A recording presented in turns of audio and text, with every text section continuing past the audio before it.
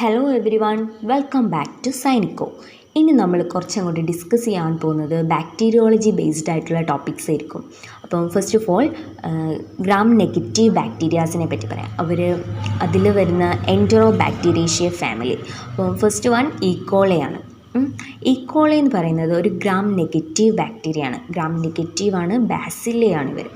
So ഇവർ thermo tolerant ആണ്. Thermo tolerant എന്ന് പറഞ്ഞാൽ അതായത് എലിവേറ്റഡ് ടെമ്പറേച്ചേഴ്സിൽ ഇവർക്ക് സർവൈവ് ചെയ്യാൻ പറ്റുന്നവരെയാണ് നമ്മൾ തെർമോ ടോളറൻ്റ് എന്ന് പറയുന്നത്. ഒരു 44 ഡിഗ്രി സെൽഷ്യസിലൊക്കെ നമുക്ക് ഈക്കോളി സർവൈവ് ആയിട്ട് കാണും. അപ്പം അവരെ തെർമോ ടോളറൻ്റ് ഈക്കോളി എന്ന് പറയുന്നുണ്ട്. അപ്പം ഈക്കോളിൻ്റെ പ്രസൻസ് നമ്മൾ ഇൻഡിക്കേറ്റ് ചെയ്യുന്നത് ഡ്രിങ്കിങ് വാട്ടറിലൊക്കെ ഈക്കോളിൻ്റെ പ്രസൻസ് കണ്ടിട്ടുണ്ടെങ്കിൽ അത് റീസെൻറ്റ് കണ്ടാമിനേഷനാണ് ഇൻഡിക്കേറ്റ് ചെയ്യുന്നത്. അപ്പോൾ ഈക്കോളിനെ കണ്ടാൽ recent contamination of the drinking വാട്ടറാണെന്ന് നമുക്ക് അനലൈസ് ചെയ്യാൻ കഴിയും.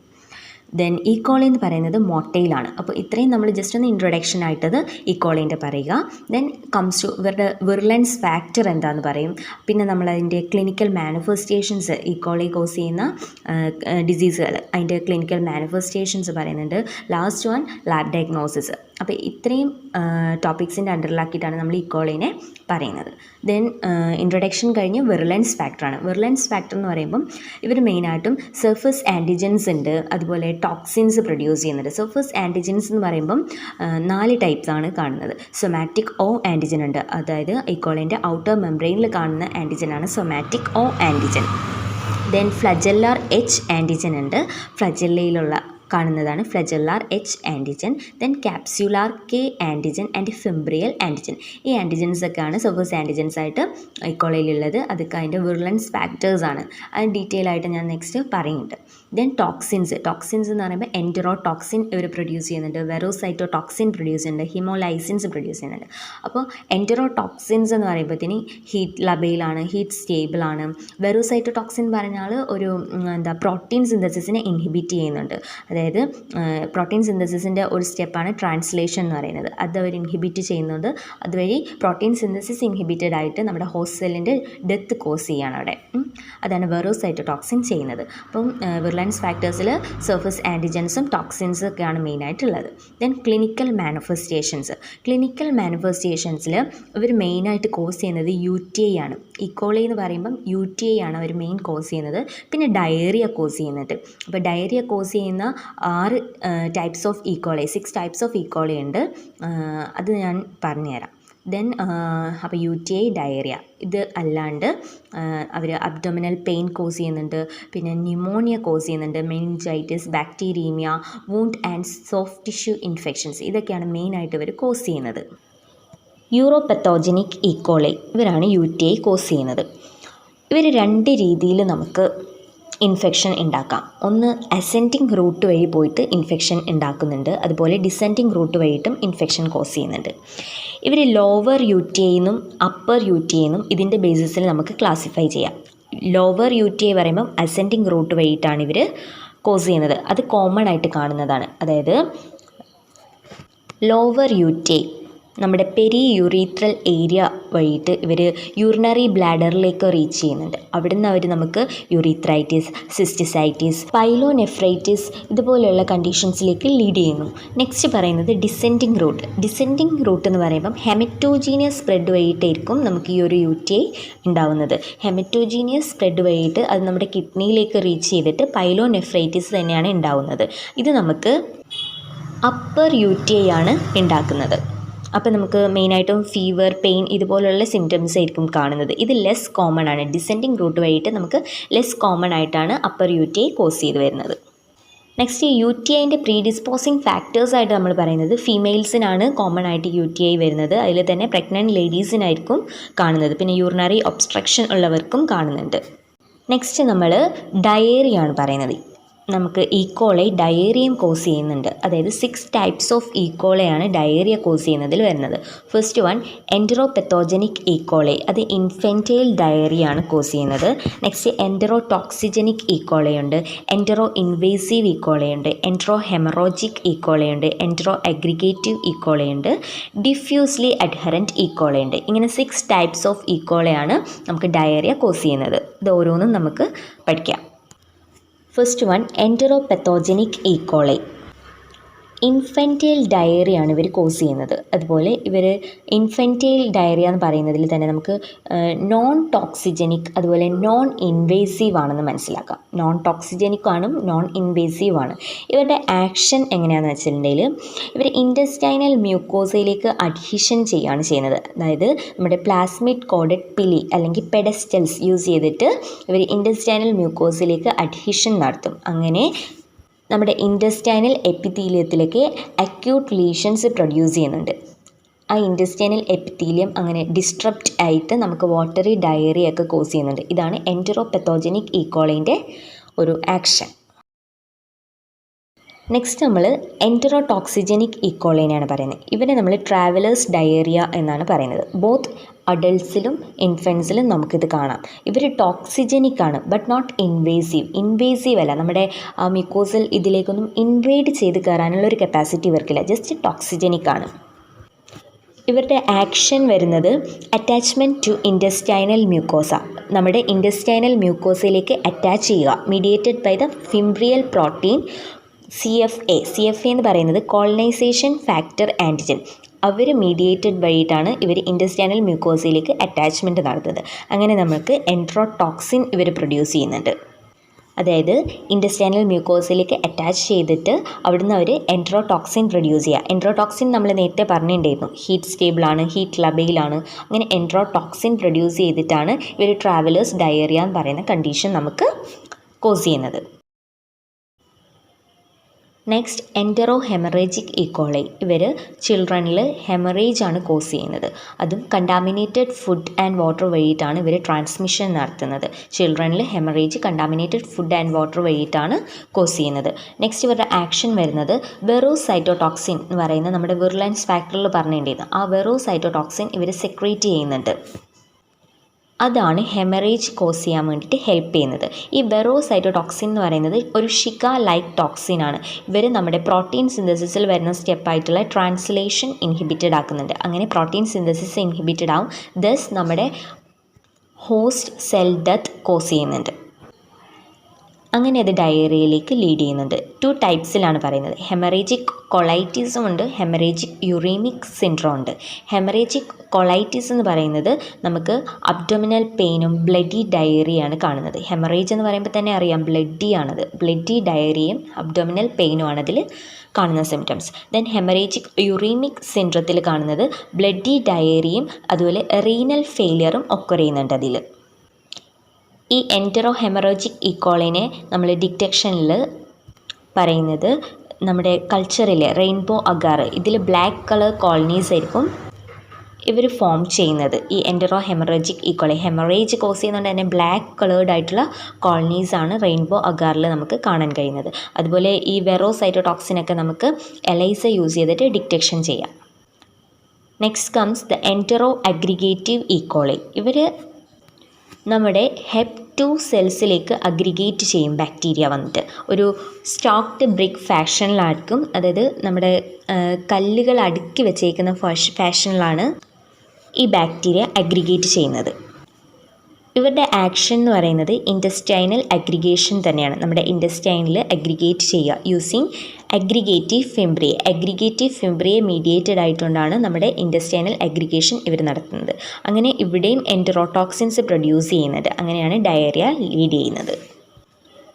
ഈ എൻറ്ററോ അഗ്രിഗേറ്റീവ് ഈക്കോളെ മെയിനായിട്ടും അക്യൂട്ട് ഡയറിയാണ് കോസ് ചെയ്യുന്നത്. Next diffusely adherent E coli, the last one ആണ് ഡിഫ്യൂസ്ലി അഡ്ഹറൻറ്റ് ഈക്കോളൈ.